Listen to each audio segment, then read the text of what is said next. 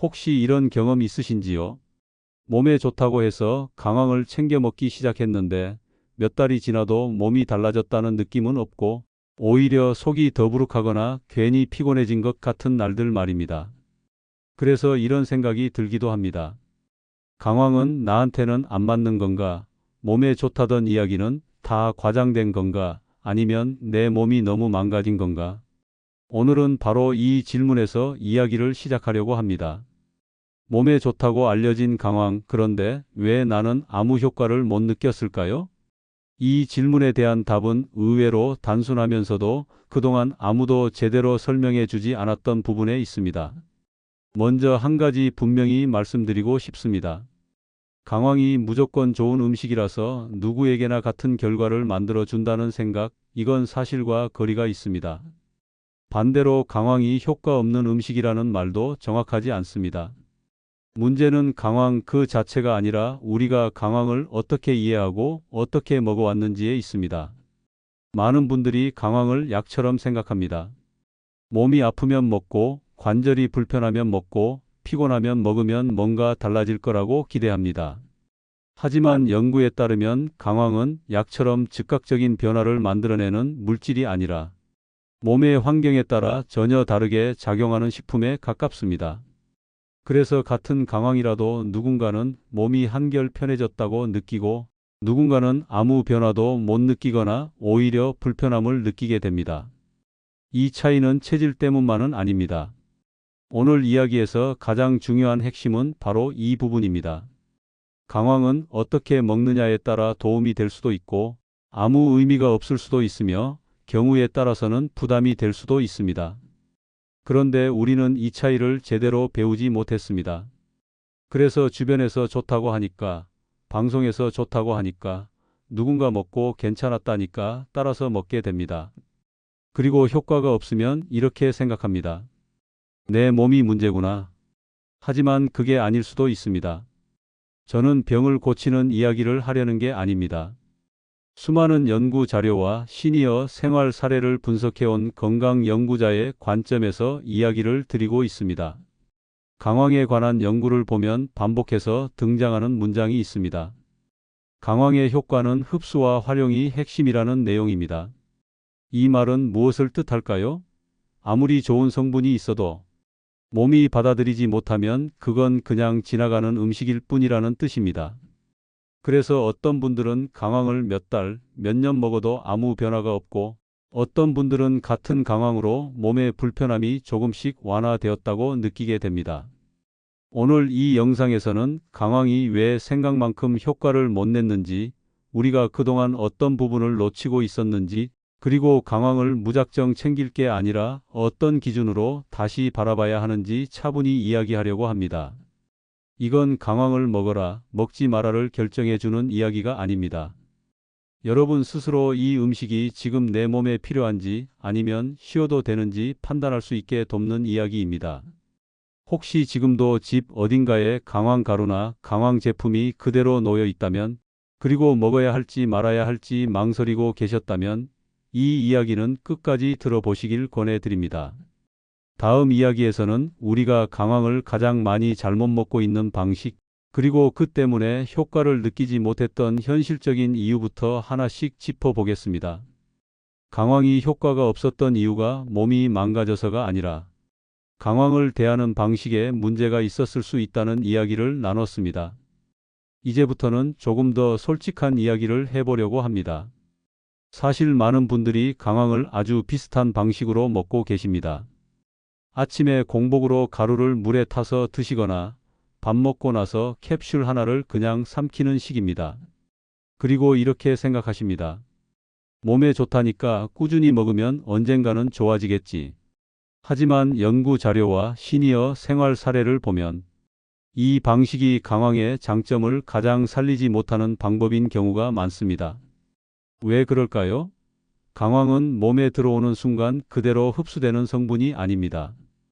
보고된 바에 따르면 강황의 핵심 성분은 소화 과정과 흡수, 환경에 따라 거의 쓰이지 못하고 지나가는 경우도 적지 않습니다. 즉, 열심히 먹었는데도 몸에서는 거의 활용하지 못했을 가능성이 있다는 뜻입니다. 이런 상황에서 사람들은 강황 자체를 의심하게 됩니다. 이거 별로네. 내 몸에는 안 맞네. 괜히 돈만 썼네. 이렇게 결론을 내립니다. 하지만 같은 강황을 먹고도 전혀 다른 반응을 보이는 사람들이 있다는 사실은 이 결론이 틀렸다는 것을 말해줍니다. 또 하나 많은 분들이 놓치고 있는 부분이 있습니다. 강황은 몸이 예민할 때 오히려 불편함을 키울 수 있다는 점입니다. 특히 위장이 약해졌거나 속이 자주 더부룩한 분들은 강황을 먹고 나서 속이 불편해졌다는 경험을 하기도 합니다. 이런 경우 강황이 나쁜 음식이라서가 아니라 지금의 몸 상태와 맞지 않았을 가능성이 큽니다. 그런데 우리는 이 신호를 잘못 해석합니다. 몸이 강황을 싫어하는구나. 나는 이런 걸 먹으면 안 되는구나. 이렇게 단정해 버립니다. 하지만 조금만 더 들여다보면 문제는 강황의 성질과 몸의 상태가 어긋났던 순간일 수 있습니다. 또 하나 강황을 먹을 때 많이 생기는 착각이 있습니다. 강황은 많이 먹을수록 좋을 거라는 생각입니다. 그래서 처음부터 양을 늘리거나 여러 제품을 함께 먹는 분들도 계십니다. 하지만 연구에 따르면 강황은 적절한 조건에서 적당한 양으로 지속될 때 의미가 생기는 식품입니다. 양이 많아진다고 해서 효과가 비례해서 커지는 구조가 아닙니다. 오히려 몸에 부담만 주고 불편함을 키울 수도 있습니다. 그래서 강황을 먹고 속이 쓰리거나 괜히 몸이 무거워졌다는 이야기가 나오는 겁니다.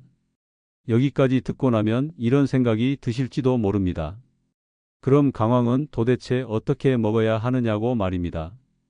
이 질문에 대한 답은 다음 이야기에서 본격적으로 풀어가야 합니다. 왜냐하면 강황의 효과를 가르는 가장 큰 차이는 성분 자체보다 몸 안에서 어떤 과정을 거치느냐에 있기 때문입니다. 다음 이야기에서는 강황이 몸 안에서 어떻게 움직이고 어떤 조건에서 비로소 의미 있는 역할을 하게 되는지 그 과학적 원리를 아주 쉽게 풀어드리겠습니다. 이 원리를 이해하시면 왜 지금까지 아무 효과를 못 느꼈는지, 왜 어떤 분들만 도움이 됐다고 말하는지 자연스럽게 정리가 될 겁니다. 앞에서는 많은 분들이 강황을 꾸준히 먹고도 왜 아무 변화도 느끼지 못했는지 그 현실적인 이유들을 짚어봤습니다. 이제부터는 조금 더 깊이 들어가서 강황이 몸 안에서 어떤 과정을 거치는지, 왜 그 과정이 효과를 가르기 시작하는지를 이야기해 보겠습니다. 여기서부터는 강황을 다시 보게 되실 겁니다. 강황은 먹는 순간부터 몸에 바로 쓰이는 성분이 아닙니다. 입으로 들어온 뒤 위와 장을 지나고 흡수되고 활용되기까지 여러 단계를 거쳐야 합니다. 이 과정 중 어느 한 곳에서라도 조건이 맞지 않으면 강황은 몸을 스치듯 지나가 버릴 수 있습니다. 연구에 따르면 강황의 핵심 성분은 물에 잘 녹지 않는 성질을 가지고 있습니다. 그래서 그냥 물에 타서 먹거나 아무 음식 없이 삼키는 방식으로는 몸이 받아들이기 어렵습니다. 이걸 쉽게 비유해 보겠습니다. 마른 땅에 물을 한 컵 붓는 것과 기름을 한 숟갈 붓는 것은 전혀 다릅니다. 물은 금방 스며들지만 기름은 겉에서 맴돌다 흘러가 버립니다. 강황의 핵심 성분도 이와 비슷합니다. 받아줄 환경이 없으면 아무리 좋은 성분이라도 제 역할을 하지 못합니다. 그래서 강황을 오래 먹었는데도 아무 느낌이 없었던 분들이 많았던 겁니다. 또 하나 중요한 요소는 몸의 현재 상태입니다. 소화력이 예전 같지 않거나 위장이 자주 예민해지는 분들은 강황을 받아들이는 과정에서 이미 부담을 느낄 수 있습니다. 이럴 때 강황은 도움이 되기보다 괜히 속을 불편하게 만드는 요소로 작용할 수 있습니다. 그래서 강황을 먹고 속이 쓰리거나 더부룩해졌던 경험은 이상한 일이 아닙니다. 몸이 아직 준비되지 않은 상태였을 가능성이 큽니다. 또 하나 많이들 놓치는 부분이 있습니다. 강황은 혼자서 모든 역할을 해내는 성분이 아니라는 점입니다. 연구 자료를 보면 강황의 핵심 성분은 다른 요소와 함께 있을 때 활용도가 달라진다고 보고되어 있습니다. 즉, 강황은 혼자 두면 힘을 제대로 못 쓰고 조건이 맞아야 비로소 제 역할을 시작합니다. 그런데 우리는 이 사실을 잘 알지 못한 채 강황을 단독으로 아무 환경 없이 먹어왔습니다. 그래서 아무 변화가 없었던 겁니다. 여기까지 들으셨다면 이런 생각이 자연스럽게 들 겁니다. 그럼 강황이 몸에서 제대로 작동하려면 어떤 조건이 필요한 걸까? 이 질문이 오늘 이야기에서 가장 중요한 전환점입니다.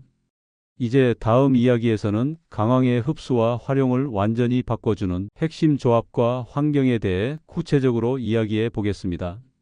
이 내용을 알게 되면 왜 어떤 사람들은 강황으로 도움을 느꼈는지, 왜 나에게는 아무 변화가 없었는지 그 차이가 명확해질 겁니다. 앞에서는 강황이 왜 몸 안에서 제대로 작동하지 않았는지, 그 이유가 강황의 문제가 아니라 흡수와 활용 환경에 있었을 가능성을 이야기했습니다. 이제부터는 가장 중요한 부분으로 들어가 보겠습니다. 강황의 효과를 갈라놓는 결정적인 차이는 바로 함께하는 조건입니다. 많은 분들이 강황을 그 자체로만 생각합니다. 강황 가루, 강황 캡슐, 강황차 이렇게 형태만 고르면 된다고 여깁니다. 하지만 연구에 따르면 강황의 핵심 성분은 혼자서는 힘을 제대로 쓰기 어렵고 특정 환경이 갖춰질 때 비로소 몸에서 의미 있는 역할을 할 수 있다고 보고되어 있습니다. 여기서 가장 먼저 짚어야 할 것은 지방과의 관계입니다. 강황의 핵심 성분은 지방과 함께 있을 때 몸이 인식하고 활용하기가 훨씬 수월해집니다. 그래서 공복에 물에 타서 먹는 방식은 강황의 장점을 가장 살리지 못하는 방법일 수 있습니다. 반대로 식사와 함께 혹은 소량의 지방이 있는 환경에서 섭취했을 때 몸은 강황을 다르게 받아들이기 시작합니다. 이건 강황을 많이 먹으라는 이야기가 아닙니다. 같은 양이라도 환경이 달라지면 결과가 달라질 수 있다는 이야기입니다. 또 하나 중요한 요소는 함께 먹는 음식의 성질입니다. 속이 이미 더부룩한 상태에서 강황을 추가하면 몸은 부담을 더 크게 느낄 수 있습니다. 그래서 강황은 몸이 비교적 안정된 날, 소화 상태가 괜찮은 날에 선택하는 것이 훨씬 유리합니다. 이 기준을 무시하고 매일 같은 방식으로 억지로 먹다 보면 강황은 도움이 아니라 불편함으로 기억되기 쉽습니다. 여기서 많은 시니어 분들이 궁금해하시는 질문이 하나 있습니다. 그럼 강황은 언제 먹는 게 가장 좋으냐는 질문입니다. 이 질문에 대한 답은 단순합니다. 강황은 몸이 이미 지쳐 있거나 속이 불편할 때 해결책으로 먹는 음식이 아니라 몸이 비교적 안정된 상태에서 환경을 보조해 주는 역할에 가깝습니다. 즉, 문제가 터진 뒤에 급하게 찾기보다 몸의 흐름이 괜찮을 때 천천히 함께 가는 방식이 더 잘 맞습니다. 또 하나 중요한 포인트는 양입니다. 많이 먹는다고 해서 효과가 배로 늘어나는 구조가 아닙니다. 오히려 과한 섭취는 속 불편함이나 피로감을 만들 수 있습니다. 연구 자료에서도 강황은 적당한 양을 지속했을 때 몸의 반응이 더 안정적으로 나타나는 경향이 보고되어 있습니다. 그래서 강황은 단기간의 변화를 기대하기보다 몸의 반응을 살피며 천천히 조율하는 것이 중요합니다. 그럼 강황을 어떤 기준으로 하루에 어떻게 가져가야 할까요? 다음 이야기에서 강황을 언제, 어떤 날에, 어떤 방식으로 선택하면 좋은지, 그리고 반대로 굳이 먹지 않아도 되는 날은 어떤 날인지까지 함께 정리해 드리겠습니다. 지금까지 함께 나눈 이야기를 차분히 되짚어보면 강황에 대해 한 가지 분명한 결론에 이르게 됩니다. 강황은 많이 먹는다고 효과가 나는 음식도 아니고 누구에게나 같은 방식으로 작용하는 음식도 아닙니다. 강황은 몸의 상태를 보고 선택해야 하는 음식입니다. 이 기준 하나만 기억하셔도 오늘 이야기는 충분히 의미가 있습니다. 그동안 우리는 강황을 너무 단순하게 생각해 왔습니다. 몸에 좋다고 하니까 무조건 챙겨야 할 것 같고 먹고 있으니 언젠가는 좋아질 거라고 기대했습니다. 하지만 몸은 그렇게 반응하지 않았습니다. 왜냐하면 몸은 성분보다 환경에 먼저 반응하기 때문입니다. 그래서 강황을 먹을 때 이 세 가지 기준을 기억해 주시면 좋겠습니다.